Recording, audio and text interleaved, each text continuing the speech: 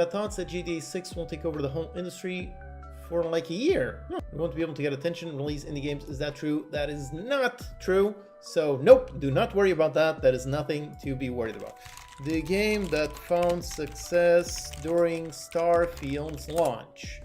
This is an excellent blog post exactly about that. I highly recommend you read this.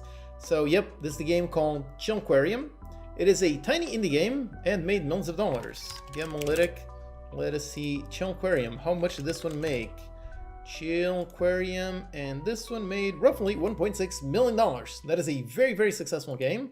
And the whole point is this one launched on the exact same day as Starfield launched. Starfield, a big AAA game, big massive AAA marketing budget. So you would think, okay, anyone launching on the same day as Starfield, you're clearly going to be drowned out because everybody's going to be playing Starfield. Nobody's going to pay attention to indie games, and that is very much not the game. So yeah, this game launched on the exact same day as Starfield, and it found quite a lot of success. So yes, the idea that GTA 6 or any kind of AAA game will suddenly take away every single dollar spent in gaming, nobody's going to play anything beyond GTA 6, that is simply not correct. And it's not correct for multiple reasons, just because even though GTA 6 is generally insanely big, it is probably like the biggest release of any single time. It is probably going to make like $1 billion in like the first hour. It is insane. It is definitely going to take over a lot of the airspace, but even though it is that big, it does not actually account for the entirety of the games industry.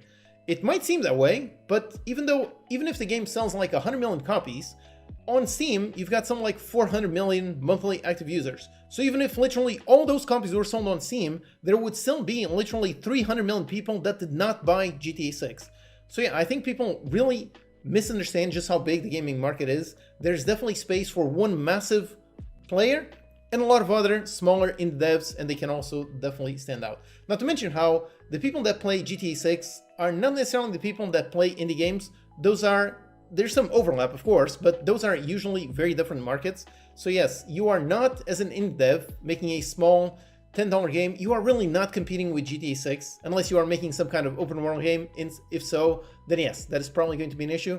But most indie devs are not making open world games. Most indie devs are making games kind of like this, like a simple game where you run an aquarium.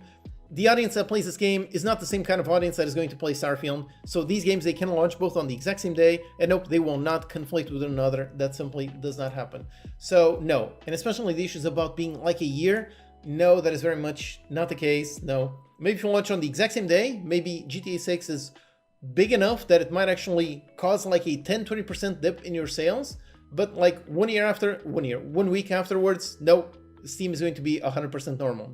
The big banner selling, actually no. Yeah, actually Steam, actually GTA 6 is not literally coming onto Steam. So yeah, literally on Steam, probably nothing will change. Again, GTA 6 might be big enough, bigger than Starfield, so it might actually cause a negative impact on indie games of like 1 week of like 10%.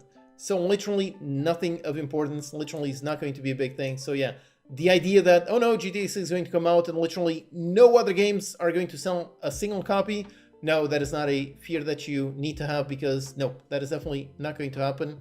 In fact, I'm assuming some people will actually take literally this same strategy, the strategy that this game took, which is they intentionally launch on the exact same day as Starfield, just because they knew that other indie devs, they were going to go away, they were going to try to escape Starfield, so they delayed their launches. Whereas this one over here intentionally decide, okay, I'm going to launch on this day. And because they did that, they basically had the entire launch window just to themselves. There were no other games, nothing else, nope. And they had a ton of impressions just for them, intentionally, because everybody else ran away, where they basically just ran headlong straight into the same release date. So yeah, that kind of problem is not a problem. It is not going to happen. So nope, do not worry about that. If you want to be like high gamble, high risk, high reward, then I would say literally launch on the exact same day. And yeah, with all the people that won't try to avoid it thanks to that misguided thought, all those people will probably give more space to the people that do launch on that day, on that week. So yes, I guess if you want to try to go for that, you might be able to actually benefit more from launching on the same day as opposed to trying to basically